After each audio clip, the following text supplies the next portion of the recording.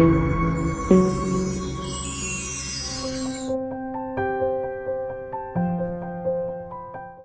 اللہ الرحمن الرحیم۔ یا علی مدد، مومنین کرام، علماء کرام اور ذاکرین اعظام کی نصیحت آموز ویڈیوز دیکھنے کے لیے ہماری چینل کو سبسکرائب کریں۔ صدقہ جاریہ سمجھتے ہوئے اس ویڈیو کو اپنے عزیز و اقارب اور دیگر مومنین تک ضرور شیئر کریں تاکہ زیادہ سے زیادہ لوگ دینی معارف سے استفادہ کر سکیں۔ اللہ تعالیٰ آپ کو اور آپ کے اہل خانہ کو اس نیکی کا بہترین اجر عطا فرمائے۔ جزاکم اللہ خیر الجزا۔ مانتے ہیں، لیکن جب رسول کا زمانہ آیا تو اللہ نے ان سارے معجزوں کی گویا چھٹی کر دی کہ حبیب اب یہ مانیں گے تب کہ جب تو ان کی عقلوں کو مضبوط کرے گا، ان کی فکروں کو مضبوط کرے گا۔ اب بات ہوگی تو دلیل سے ہوگی۔ اب یہ نہیں کہ میں عصا کو اجتہاد بناؤں تو مجھے مانے، اب ان سے مباحثہ کرو، اب ان کی عقلوں کو بیدار کرو، اب دلائل کے ذریعے سے منواؤ، کیونکہ جو دلیل سے مان لے پھر وہ کسی کی کرامت کی جھوٹی جھانسلے میں نہیں آتا۔ جو دلیل سے مان لے پھر لاکھ گنا کوئی کچھ بھی کر دے وہ سر کٹا دیتا ہے، کیونکہ دلیل سے ماننا ہے، وہ چھوڑنے کے لیے تیار نہیں ہوتا۔ اسے مال کی لالچ تو نہیں چھوڑے گا، اسے دنیا کی لالچیں تو وہ نہیں چھوڑے گا۔ کہ لو کان فیہما آلہۃ الا اللہ لفسدتا، کہ میں دلیل دے رہا ہوں اگر کائنات میں دو خدا ہوتے تو کائنات میں فساد ہو جاتا۔ چیز کو ماننا ہے تو کس کے ذریعے سے؟ عقل اور دلیل کے ذریعے سے۔ تبھی امامت کی بنیاد کیا ہے؟ عقل ہے۔ امیر المومنین فرماتے ہیں نحن ابناء الدلیل، تو وہ ہے جو دلیل والا ہے، جب بھی بات کرو دلیل سے کرو۔ اب شیعہ کیوں کبھی بھی اپنے مکتب کو نہیں چھوڑتا؟ کیونکہ اس نے علی کو دلیل سے مانا ہے۔ آپ کو لاکھ دیے جائیں آپ کبھی شیعہ سے پیچھے نہیں ہٹو گے، لیکن وہاں سے یہاں بہت آتے ہیں کیونکہ وہاں دلیل سے نہیں مانا گیا، وہ آباء و اجداد کی تقلید سے مانا گیا ہے۔ آج اکثر مولوی مفتی بیٹھتے ہیں فلاں صاحب کا احترام کیوں کریں؟ کہ کیونکہ ہمارے بڑوں نے کیا۔ پھر آپ کہتے ہو جناب اس نے اس طرح کیا کا کیا مطلب؟ ہم یہ باتیں کریں اس کا مطلب ہم اپنے سارے بڑوں کا کیا کریں؟ انکار کریں، جنہوں نے اتنی کتابیں لکھی، جو اتنی بڑی بڑی معزز شخصیات ہیں۔ آپ کیا کہتے ہیں کہ ان بڑوں نے غلطی کی تھی؟ بھائی بڑوں سے کیا غلطی نہیں ہو سکتی؟ فتح مکہ کا مطلب یہی ہے کہ بڑے غلط تھے، محمد صحیح تھے۔ آباء و اجداد کی تقلید پہ نہ چلو، اپنے وجود میں جو خدا نے عقل دی ہے اس حساب سے چلو۔ آج جنگ عقل ہے، علی امام عقل ہے، دوسروں کے جتنے امام ہیں وہ امام عقل نہیں ہیں۔ اور جب آپ عقل کا انکار کرتے ہو پھر آپ ایسی باتیں کرتے ہو جو بے عقلی باتیں ہیں۔ کیوں لوگوں کو مجلس میں آنے سے منع کرتے ہیں؟ کیونکہ پتہ ہے یہاں جائے گا تو مجلس حسین اور چراغ حسین اس کی عقل کو کیا کرے گی؟ روشن کرے گی۔ ایسی نونسنس فتوائیں دی گئیں کہ آج 2026 میں اگر نسلوں کو انہی کی نسلوں کو فتوے سناؤ تو اپنا سر پکڑ لیتے ہیں کہ ہمارے بڑوں نے فتویٰ کیسا دیا۔ لیکن اس فتوے کے پیچھے فکر تھی، فکر یہ تھی کہ ان کو کبھی بھی اہل عقل کے قریب نہ آنے دیا جائے، کیونکہ اگر اہل عقل کے قریب آئے تو یہ در علی کے نوکر بن جائیں گے اور زندگی بھر یہ خاندان چھوڑ دیں گے، افراد کو چھوڑ دیں گے، لیکن علی کو چھوڑنے کے لیے تیار نہیں ہوں گے، کیونکہ یہاں کیا دیا جاتا ہے؟ عقل دی جاتی ہے۔ تبھی آپ رسول کو انسان کامل کہتے ہو، امیر المؤمنین کو انسان کامل کہتے ہو۔ مولا علی جب کلام کرتے تھے تو علی کا مقابلہ کوئی کرنے والا نہیں ہوتا تھا، کیونکہ مولا جس چیز سے بات کرتے تھے وہ عقل سے بات کرتے تھے، کیونکہ اللہ کو پتا ہے کہ آخری نبی ہے، اب کون معجزہ کرے گا؟ 11 امام آئیں گے، اس کے بعد کون معجزہ کرے گا؟ اللہ چاہتا تھا یہ 1400 سال کا فاصلہ جب تک ظہور ہو تو لوگ کس کے ذریعے سے مجھے مانے؟ عقل کے ذریعے سے مانے، لوجک کے ذریعے سے مانے۔ یہ زمانہ لوجک اور عقل کا زمانہ ہے۔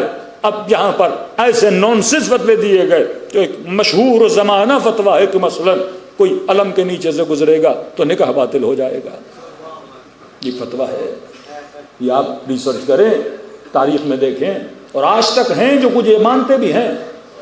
میں نے کہا نا جاہلیت کا زمانہ اور عقل کا زمانہ، تبھی مجلس حسین نعمت اور روشنی ہے کہ مجلس حسین جہالتوں کو مٹاتی ہے اور فروغ عقل لاتی ہے، انسان کی عقل کو مضبوط کرتی ہے۔ لیکن فتوے دینے والے نے فتویٰ تو دیا کیونکہ وہ لوگوں کو صدیوں سے جاہل بناتے ہوئے آئے ہیں اور آج بھی جاہل بنا رہے ہیں۔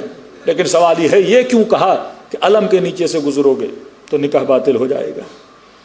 اور ایک انٹیریئر سندھ کا گاؤں ہے جس نے فتویٰ دیا تھا، سارے گاؤں والے مسجد جمع ہو گئے، مولوی صاحب ہم تو پتہ نہیں کتنی بار گزرے ہیں، کیونکہ پاکستانی معاشرہ مکس معاشرہ ہے، یہاں شیعہ کا گھر، یہاں برادر اہل سنت کا گھر، اب شیعہ گھر پہ علم لگائے. اب کہ ہم جیسے نکلتے ہیں علم کی چھاؤ تو پڑتی ہے، کہ پھر تو ہمارے سارے نکاح ہی ٹوٹ گئے، بیویاں گھر میں پریشان، بچے گھر میں پریشان. تو مولوی صاحب نے کہا کیوں کہ تم لوگوں کو پتہ نہیں تھا نکاح صحیح ہے، اور سب کو بٹھایا اور لاؤڈ پہ پھر اجتماعی نکاح پڑھایا سب کا. کہ کیوں کہ آپ کو پتہ نہیں تھا، لہٰذا ہم دوبارہ آپ کا نکاح پڑھا لیتے ہیں. اب علاج ہی ہے کہ علم کے نیچے سے نہ گزرو.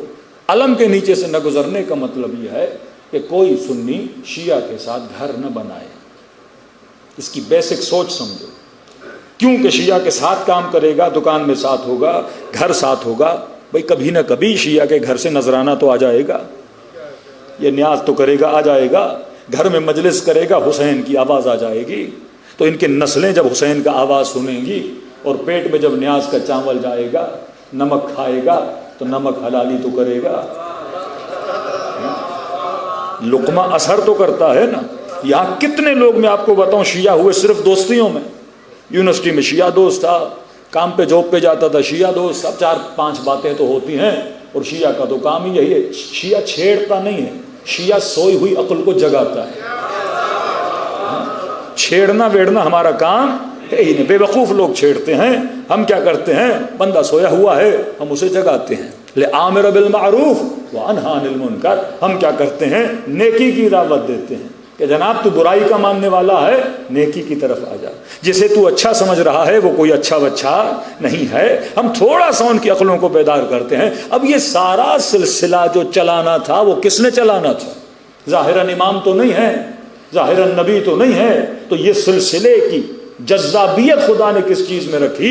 فرش عزا حسین ابن علی پہ رکھی. یہ فرش عزا تھا جو تیاری کروائے گا لوگوں کو حکومت امام زمانہ کے لیے.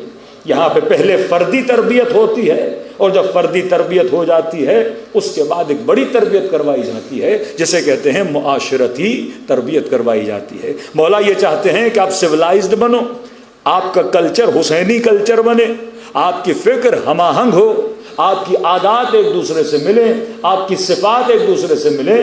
دیکھو سویلائزڈ معاشرہ وہ ہوتا ہے، اس کی مثال علماء تسبیح کی طرح دیتے ہیں. جو فکر ہے وہ دھاگا ہے، جو دانے ہیں وہ لوگ ہیں. تسبیح تب بنتی ہے جب 100 دانے دھاگے کے اندر جمع ہو جائیں. تو یہاں امام حسین آپ کو تسبیح کے دانوں کی طرح جمع کرتے ہیں، اور جس دھاگے نے ہمیں جمع کیا ہے وہ وجود ابا عبداللہ الحسین ہے.